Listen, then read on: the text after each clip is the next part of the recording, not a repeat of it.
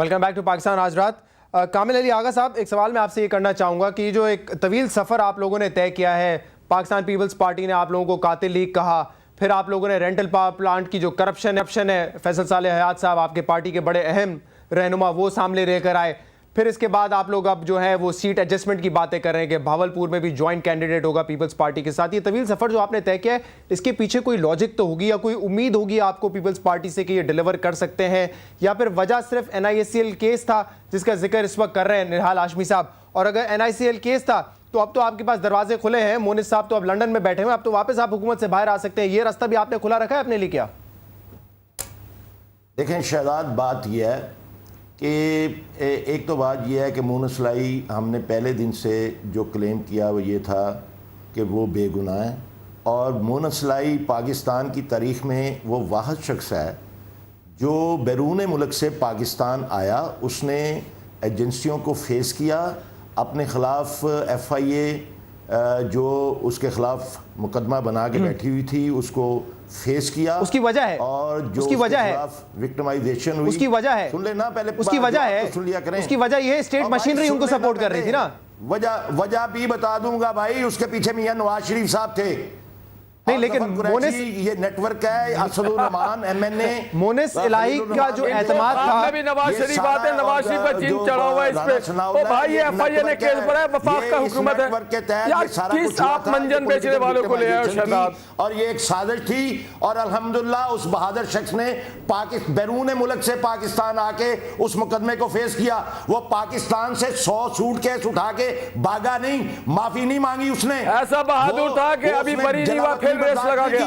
वो इतना बहादुर है वो, और उसने फेस किया और अल्हम्दुलिल्लाह और बाहर चला गया, पेश हुआ और अदलिया ने उसको आजाद किया। और यार अल्लाह को मुंह दिखाना है, 16 करोड़ आवाम जो है ना मंजन अपनी बेचना बंद कर देंगे इनके। ये रेलवे स्टेशन पे नजर आता है मंजन बेचता हुआ, अब लोग इसके मंजन नहीं खरीदेंगे। मैं कहता हूं शैतान इसके पैर पे बैठ जाए कि 18 करोड़ लोगों के सामने झूठ कह रहा है।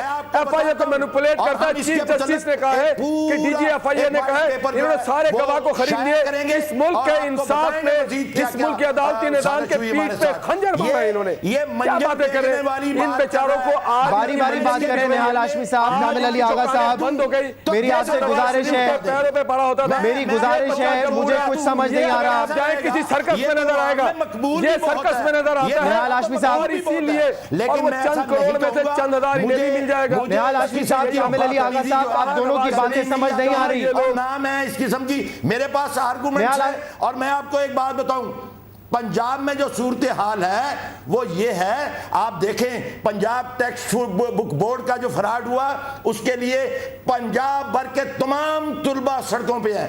पंजाब वो भी आप लोगों ने तशद्दुद पे उठाया और इन लोगों ने इस मुल्क की कौमी इंकलाब को आग लगवाया। मैं समझ नहीं पाऊंगा अगर आप दोनों साथ बात करेंगे।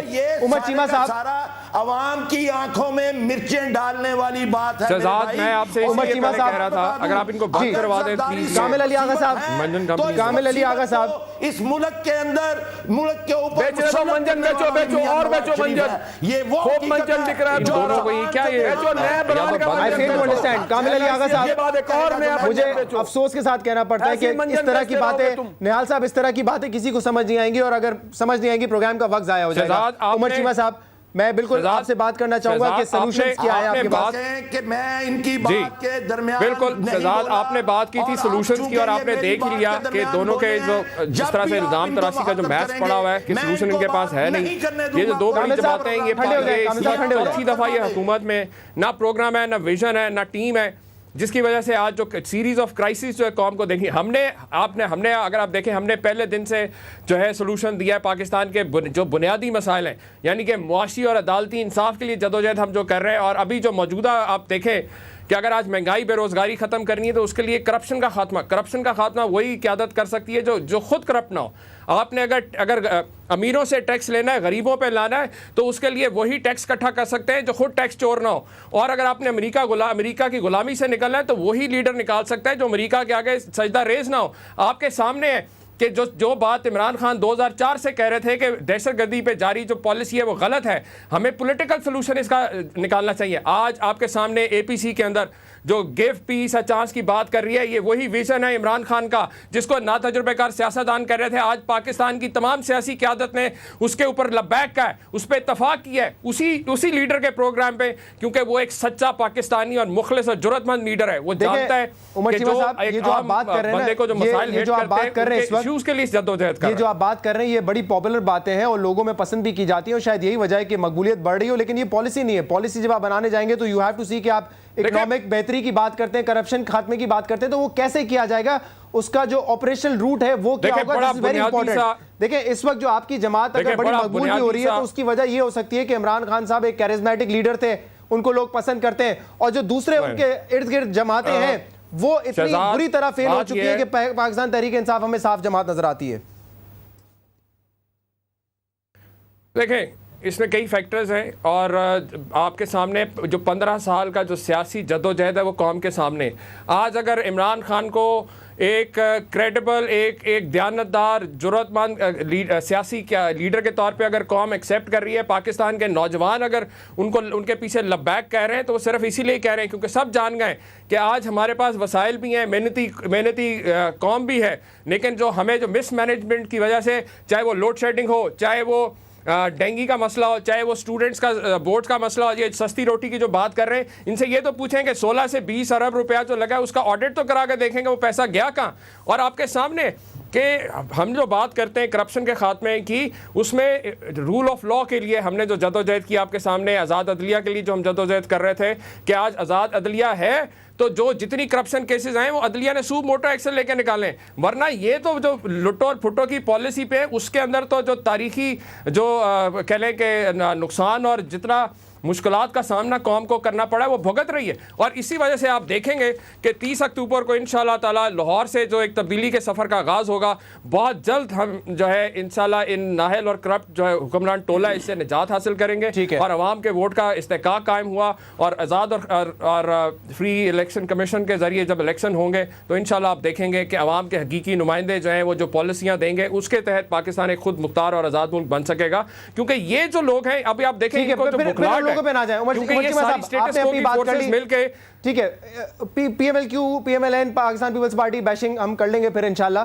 ये मुझे बताएं निहाल हाशमी साहब। नहीं बैशिंग की बात ही कर रहा हूं मैं तो आपको वो बता रहा हूं क्योंकि ये जिम्मेदारान है। इलेक्शन इस बात का तकाजा करता है कि उसमें और भाई साहिवाल का भी झूठ है, वहां पे हमारा ना कैंडिडेट था ना हमने किसी को सपोर्ट किया। वो तुम्हारा वो झूठा जो वजीर कानून है उससे पूछो कि कौन सी टिकट थी वहां पे। हम इस मुल्क को गलत बात कर रहे हैं। निहाल हाशमी साहब मेरा सवाल सुन लें। विजडम है, वाइज आदमी है, कोई अपनी परफॉर्मेंस बताओ यार, क्या बातें कर रहे हो तुमने, मुझे ये बताएं हुकूमत में आवाम को क्या दे सके सवाए लूट मार के। आदमी डेंगी में 900 रुपया चार्ज कर रहा था, ये शौकत मेमोरियल हॉस्पिटल जो है डेंगी, एक सेकंड अब इन्होंने बात की है, ये देखें डेंगी का ये बात करते हैं, नहीं चाह रहा कि ये वो रिपोर्ट्स है जो मैंने चैनल्स पे दिखाई है कि लोगों को ओवरचार्जिंग इनका हॉस्पिटल। ये बात शौकत खानम ने तो फिर भी इन्होंने 90 का हमने 80 कर दिया। ये जो लेते हैं इत्तेफाक हॉस्पिटल और शरीफ हॉस्पिटल के जो केसेस हैं इनसे पूछें कि आज तक क्यों नहीं कार्रवाई हुई, क्या बातें करते हैं। स्पेशल काम करे, मुझे ये बताएं जाके बच्चों को हाशमी साहब आप सवाल सुन ले। देखिए यार जाके पाकिस्तान में हाशमी साहब तकरीर करने के लिए आपके पास अपने प्लेटफॉर्म मौजूद है, आप मेरा सवाल सुन ले। निहाल हाशमी साहब पीछे इनको चलना होगा,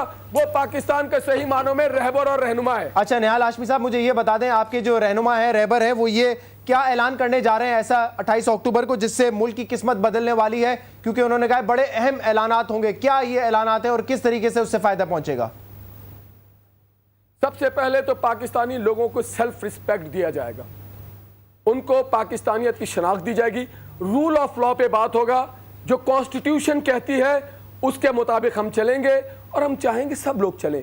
हम ये भी चाहेंगे कि पाकिस्तान का जो कौमी खजाना है, जिन लोगों ने लूटा है, उससे अगर हम 1000 अरब रुपया वसूल कर सकें तो हमें किसी IMF के पास कशकोल लेके जाने की जरूरत नहीं है। जो मुझे लास्ट कमेंट लेने दें कामिल अली आगा साहब से।